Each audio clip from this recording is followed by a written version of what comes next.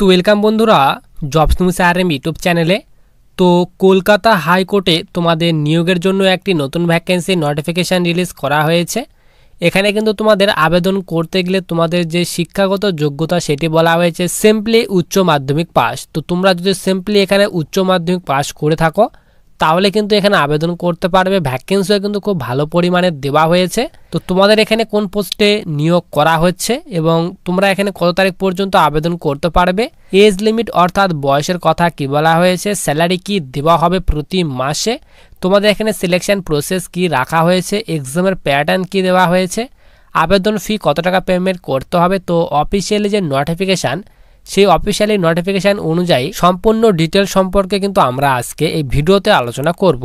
সবার প্রথমে দেখো আমরা কিন্তু অফিসিয়ালি যে নোটিফিকেশান সেই অফিসিয়ালি নোটিফিকেশানটি কিন্তু আমরা এখানে ডাউনলোড করে নিয়েছি। তোমরা এখানে উপরে দেখো কলকাতা হাইকোর্টের তরফ থেকে কিন্তু রিলিজ করা হয়েছে নোটিফিকেশানটি। এখানে তোমার বাঁদিকে নাম্বার দেওয়া হয়েছে নোটিফিকেশান, নিচে বলা হয়েছে অ্যাপ্লিকেশান ইন অনলাইন মোড আর invite from eligible Indian citizen. তো তোমরা কিন্তু এখানে ইন্ডিয়ান সিটিজেনরা আবেদন করতে পারবে। টোটাল ভ্যাকেন্সির কথা বলা হয়েছে 291টি টোটাল ভ্যাকেন্সি দেওয়া হয়েছে এবং তোমাদের যে পোস্টে নিয়োগ করা হবে এখানে বলা হয়েছে লোয়ার ডিভিশন অ্যাসিস্ট্যান্ট অর্থাৎ LDA পদে তোমাদের কিন্তু নিয়োগ করা হবে, তার কথা বলা হয়েছে। নিচে তোমাদের কিন্তু এখানে ভ্যাকেন্সির ডিটেলস দিয়ে দেওয়া হয়েছে। কোন কোন তোমাদের এখানে ক্যাটাগরির জন্য কোন কোন ক্যাটাগরির জন্য তোমাদের কতগুলি ভ্যাকেন্সি দেওয়া হয়েছে তার কথা বলা হয়েছে। এখানে বলা আছে আনরিজার্ভদের জন্য তোমাদের কিন্তু এখানে ভ্যাকেন্সি ভাগ করে দেওয়া হয়েছে। এরপর আনরিজার্ভ এক্স সার্ভিসম্যান, আনরিজার্ভ এখানে তোমাদের মেরিটোরিয়াস স্পোর্ট পার্সনদের জন্য ভ্যাকেন্সি ভাগ করে দেওয়া হয়েছে। এরপর সবার নিচে কিন্তু এখানে যে 8 নাম্বার দিয়ে বলা হয়েছে SC অর্থাৎ শিডিউল কাস্টের জন্য ভ্যাকেন্সি এখানে ভাগ করে দেওয়া হয়েছে। শিডিউল কাস্ট এখানে এক্স সার্ভিসম্যান। এরপর এখানে ST অর্থাৎ শিডিউল ট্রাইবের জন্য এখানে ভ্যাকেন্সি ভাগ করে দেওয়া হয়েছে। এরপর OBC A, OBC B এই হিসেবে কিন্তু টোটাল এখানে ভ্যাকেন্সি ভাগ করে দেওয়া হয়েছে। এখানে তোমরা দেখতে পাচ্ছ টোটাল কিন্তু এখানে 245টি ভ্যাকেন্সি দেওয়া হয়েছে। এরপর এখানে বলা আছে 46টি। তো এখানে 245 প্লাস 46 291টি টোটাল কিন্তু ভ্যাকেন্সি দেওয়া হয়েছে, তার কথা তোমাদের কিন্তু এখানে বলে দেওয়া হয়েছে। এরপর এখানে 2 নম্বর বলা আছে পে স্কেল লেভেল কিন্তু তোমাদের এখানে 6 বেতন দেওয়া হবে, তার কথা বলা হয়েছে।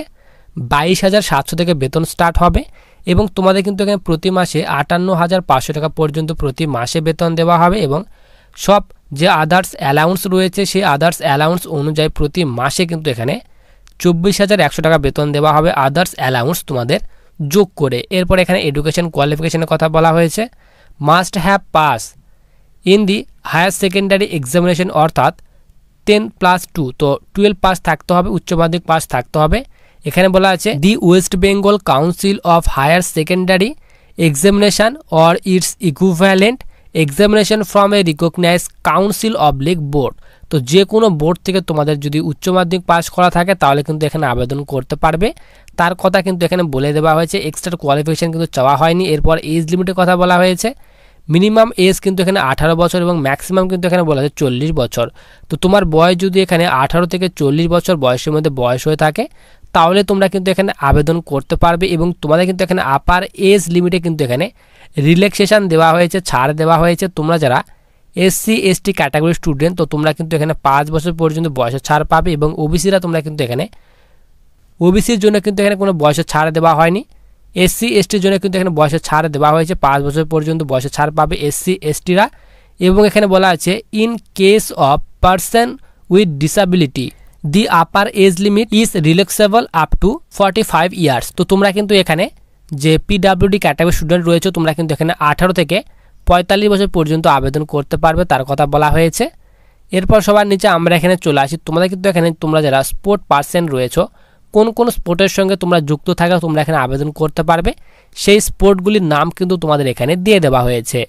এরপর সবার নিচে আমরা এখানে চলে আসি। তোমাদের কিন্তু এখানে যে ইম্পর্টেন্ট ডিটেলস সেই ইম্পর্টেন্ট ডিটেলসগুলি আমরা এখানে আলোচনা করব। এখানে বলা আছে মুড অফ সিলেকশন কিভাবে সিলেকশন করানো হবে। তো তোমাদের কিন্তু প্রথমে এখানে প্রিলিমিনারি কিন্তু টেস্ট নেওয়া হবে। প্রথমে কিন্তু এখানে স্ক্রিনিং টেস্ট নেওয়া হবে ফার্স্ট ফেজে এখানে প্রিলিমিনারি যে এক্সাম 90 মিনিট টাইম দেওয়া হবে, 100 নম্বরে কিন্তু পরীক্ষা নেওয়া হবে। এখানে বলা আছে অঙ্ক থেকে কোশ্চেন থাকবে। এরপর বলা হয়েছে জেনারেল নলেজ থেকে কোশ্চেন থাকবে। এরপর বলা আছে 3 নম্বরে জেনারেল ইন্টেলিজেন্স থেকে কোশ্চেন থাকবে, এরপর ইংলিশ থেকে কোশ্চেন থাকবে।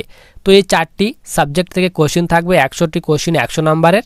এরপর বলা হয়েছে তোমাদের কিন্তু এখানে there shall be negative marking of 1 marks for each wrong answer. তো প্রত্যেকটি ভুল উত্তরের জন্য তোমাদের কিন্তু এখানে 1 নাম্বার করে কেটে নেওয়া হবে। এবং এখানে বলা আছে the question paper shall be available in English language only.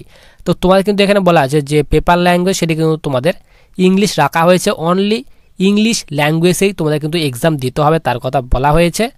এরপর সবার নিচে এখানে যে তোমাদের সেকেন্ড ফেজ নেওয়া হবে সেই সেকেন্ড ফেজের তোমাদের কিন্তু এখানে রিটেন টেস্টের ডিটেলস দেওয়া হয়েছে। এরপর থার্ড ফেজে তোমাদের কিন্তু এখানে ভাইভা ভয়েস টেস্ট নেওয়া হবে তারপর কথা বলা হয়েছে। এরপর সবার নিচে আমরা এখানে চলে আসি, তোমাদের কিন্তু এখানে যে এক্সামিনেশন যে ফি রয়েছে সেই এক্সামিনেশন ফির কথা বলা হয়েছে। এসসি যারা রয়েছে স্টেট অফ ওয়েস্ট বেঙ্গল, তো ওয়েস্ট বেঙ্গলের জন্য এখানে বলা আছে তোমরা যারা এসসি এসটি ক্যাটাগরি স্টুডেন্ট তাদের ক্ষেত্রে এখানে 400 টাকা আবেদন ফি পেমেন্ট করতে হবে। এইসব ক্যাটাগরি ছাড়া এসসি এসটি ক্যাটাগরি ছাড়া বাকি যে ক্যাটাগরি রয়েছে তাদের ক্ষেত্রে কিন্তু এখানে 800 টাকা আবেদন ফি পেমেন্ট করতে হবে তার কথা কিন্তু এখানে বলে দেওয়া হয়েছে। এরপর সবার নিচে এখানে এক্সামিনেশন যে সেন্টার রয়েছে সেই সেন্টার ভাগ করে দেওয়া হয়েছে। এক্সামিনেশন সেন্টার কিন্তু এখানে জুন ওয়াইজ সেন্টার ভাগ করে দেওয়া হয়েছে। এখানে 1 জুন এবং 2 জুনে কিন্তু এক্সাম সেন্টার ভাগ করে দেওয়া হয়েছে। তো 1 জুনে কিন্তু এখানে 5টি এক্সাম সেন্টার রাখা হয়েছে এবং 2 জুনে কিন্তু এখানে 3টি এক্সাম সেন্টার রাখা হয়েছে। তো 1 জুনে প্রথমে বলা আছে কলকাতা, 2 নম্বর বলা হয়েছে এখানে হাওড়া সদর এবং 3 নম্বর বলা হয়েছে চিনসুরা, এরপর বলা হয়েছে 4 নম্বরে বলা হয়েছে বর্ধমান সদর, এরপর 5 নম্বরে বলা হয়েছে মেদিনীপুর সদর। তো এই 5টি কিন্তু এখানে এক্সাম সেন্টার রাখা হয়েছে জুন 1 এবং জুন 2 কথা বলা হয়েছে। জুন 2 এখানে 1 নম্বরে বলা হয়েছে শিলিগুড়ি, এরপর 2 নম্বরে বলা হয়েছে জলপাইগুড়ি টাউন এবং 3 নম্বরে বলা হয়েছে কলকাতা। তো এখানে 1 জুন এক্সাম সেন্টার এবং 2 জুন এক্সামিনেশন সেন্টার তোমাদের কিন্তু এখানে ভাগ করে দেওয়া হয়েছে।